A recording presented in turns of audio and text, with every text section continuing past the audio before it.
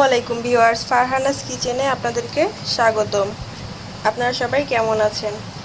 আজকে আমি আপনাদেরকে রান্না করে দেখাবো সরিষা দিয়ে পেঁপে। খুবই মজাদার একটি খাবার, আপনারা যে কোনো কিছুর সাথে পরিবেশন করতে পারেন। খুবই টেস্টি এবং খুব অল্প উপকরণে এই রান্নাটা করা যায়। আপনারা দেখলেই বুঝতে পারবেন ভিডিওটা।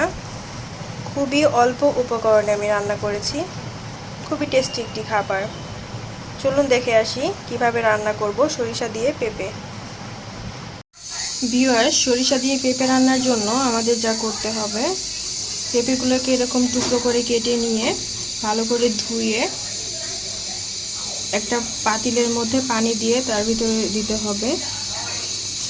আর দিয়ে দিয়েছি পেঁয়াজ কুচি, কাঁচামরিচ আর স্বাদমতো লবণ।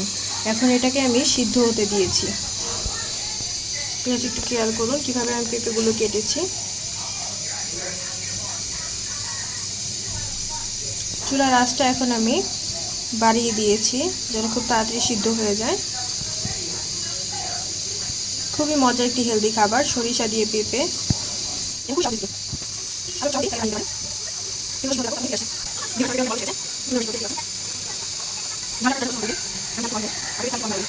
সিদ্ধ হয়ে গেছে, এখন আমি পেঁপেগুলো একটু ভেঙে দিব। তরকারিটা আঠালো হবে, খেতে ভালো লাগবে। ভিউয়ার্স, দেখতেই পাচ্ছেন আমি কিভাবে পেঁপেগুলো ভেঙে দিচ্ছি।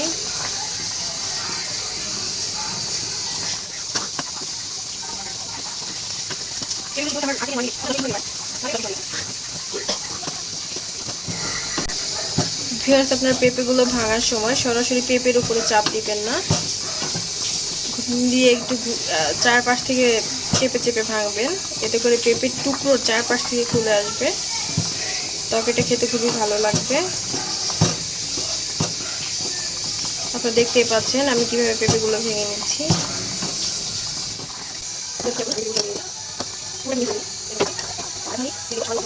জাস্ট হালকা একটু কালার হওয়ার জন্য একটু ধনিয়া গুঁড়া, এতে টেস্টটা ভালো হবে, খেতে ভালো লাগবে। নেড়ে মিশিয়ে দিলাম।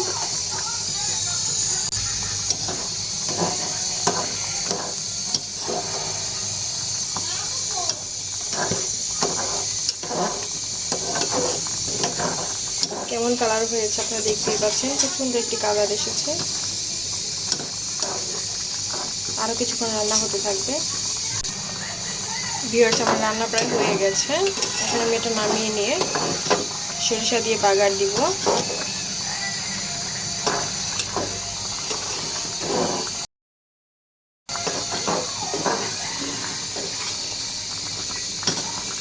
এটা আপনারা যে কোনো কিছুর সাথে খেতে পারেন। গরম ভাত, মুড়ি, রুটি, যে কোনো কিছু যার সাথে খাবেন সেটা তার সাথেই ভালো লাগবে খেতে। অবশ্যই ট্রাই করবেন। আমি এখন তরকারিটা নামিয়ে নিচ্ছি। এখন চুলায় একটি কড়াই বসিয়ে দিয়েছি বাগারের জন্য। কড়াইটা গরম হচ্ছে।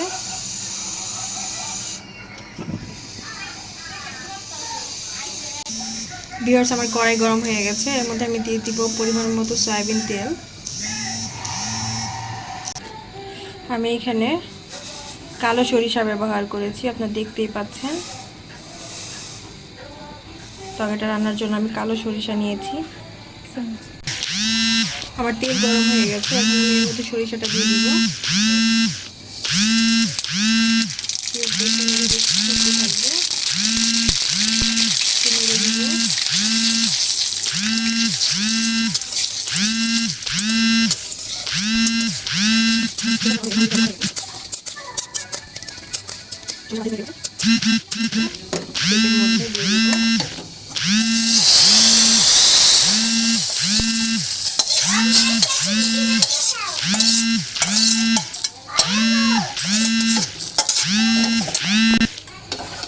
আমার তরকারি রান্না কমপ্লিট হয়ে গেছে। আমি নেড়ে মিশিয়ে নিব। চুলায় বসিয়ে দিয়ে আর 1 মিনিটের মতো রান্না করব, যেন তরকারির সাথে তেলটা সেট হয়।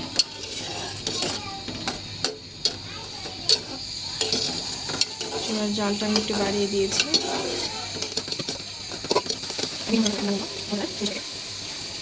আমার তরকারিটা হয়ে গেছে, আমি এখন নামিয়ে নিব। ভিউয়ার্স, আমার রান্না হয়ে গেছে।